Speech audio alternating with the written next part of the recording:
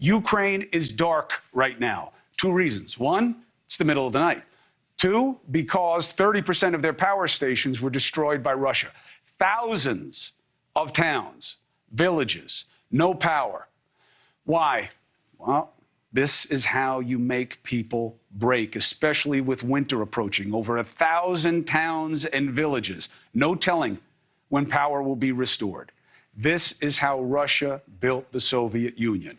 Putin declared martial law Wednesday in the 4 regions of Ukraine that Moscow annexed, giving regional governors emergency powers. According to the Russian legislation, martial law could require banning of public gatherings, introducing travel bans and curfews, conducting censorship, other restrictions. You know what that is? Communism. And it will only get worse. How do we know? Witness Iran. Iran is emboldened by the lack of pushback against its uranium enrichment and allowing the corrupt theocracy to oppress and brutalize their own women and their allies. Infections spread. Ah, yes, but sanctions. Sanctions too often only negatively impact the wrong people, not the powerful, the poor, okay? And that's why Iran is openly helping to kill Ukrainians with kamikaze drones.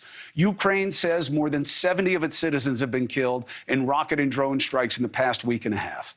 Iran has sent military trainers to Russian-occupied territory inside Crimea to train Russian military on the use of Iranian-built drones that Moscow has used in its war in Ukraine, according to 2 sources familiar with U.S. intelligence.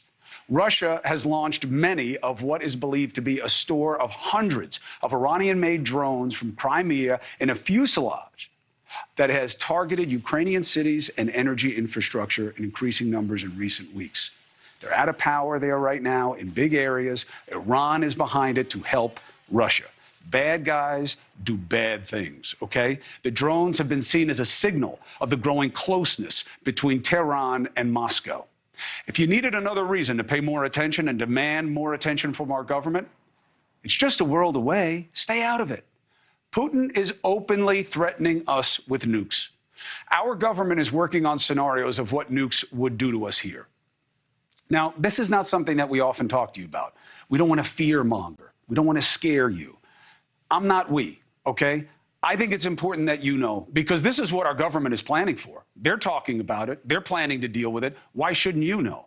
The Daily Mail has maps out today you should take a look at in detail. I'll give you the high points right now. What would happen if Russia launched a nuclear attack, let's say on a major city, let's say New York, okay? Now, is this a low possibility? Absolutely. But remember this. No one thought Russia would invade Ukraine either. That was seen as an almost impossibility. Remember that. Biden just said we're closer to Armageddon than we've been since the Cuban Missile Crisis. He meant it, didn't he? So what would that look like? This map of the impact on New York City was based on a single 500-kiloton nuclear bomb. That's 30 times the size of the little boy bomb in America that America dropped on Hiroshima. But it is far from the largest in Russia's arsenal, so it's not like I'm just picking the biggest thing. The flight time from Russia to the U.S. for a nuclear weapon would be about half an hour. So in all likelihood, the first most people would know out in the streets about an attack would be a blinding flash and a huge fireball that would vaporize everything within just over half a mile of radius from the center of the blast. An attack focused on the New York financial district, which is likely, although remember, they're probably going to target our nuclear arsenal, which are in places all over this country. Right? North Dakota, all over the place. Southwest, it's all over. But let's say they hit a major city like this, so we can talk about a dense population. The financial district, okay? It would be flattened. The whole lower end of Manhattan would be flattened. Wall Street, Manhattan Bridge, Chinatown, Little Italy, all those landmarks, gone. Everything in that yellow zone in the center of the map, just over half a mile from center of the blast, would be vaporized.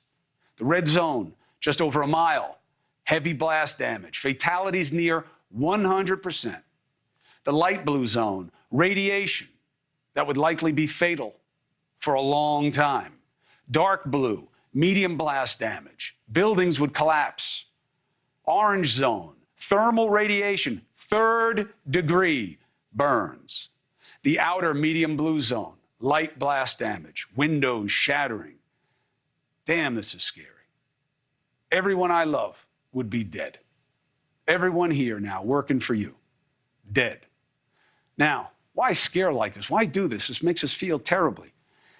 Listen, you either prepare and do your best to avoid the worst, or you really have no idea what's going to happen. I put it out there because it's part of doing the job of holding the powerful to account to make sure it doesn't happen. And the idea that just staying out of it keeps us safe, that less is more, is debatable.